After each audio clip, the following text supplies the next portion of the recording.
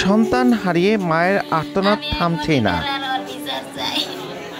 মুন্সিগঞ্জে মাদ্রাসার নবম শ্রেণীর এক ছাত্রী গত ৩১ ডিসেম্বর বন্ধুর জন্মদিনের দাওয়াতে যান বান্ধবীকে সঙ্গে নিয়ে।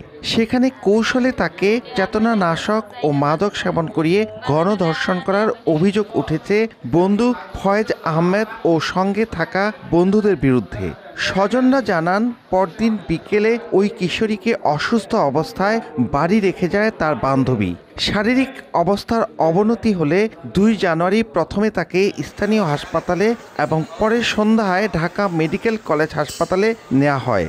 সেখানে বৃহস্পতিবার রাত ৯:৩০টায় মারা যায় ওই কিশোরী। পরে লাশের ময়নাতদন্তের পর শুক্রবার রাতে নিজ গ্রামে দাফন করা হয়।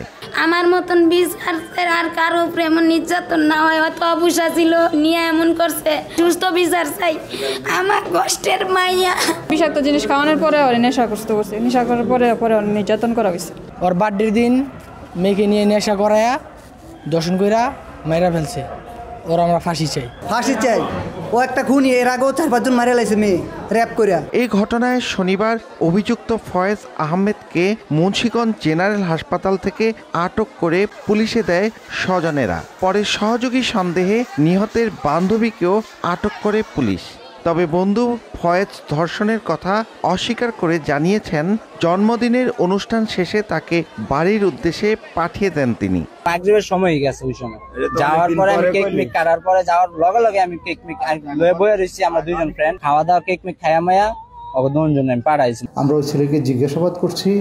জিজ্ঞাসাবাদ করে কিছু তথ্য পাওয়া গেছে। এটার ভিত্তিতে আমরা আইনগত ব্যবস্থা গ্রহণ করার প্রক্রিয়া চলছে। কিশোরীর বাবা কামারশালায় এবং মা গৃহ পরিচালিকার কাজ করেন।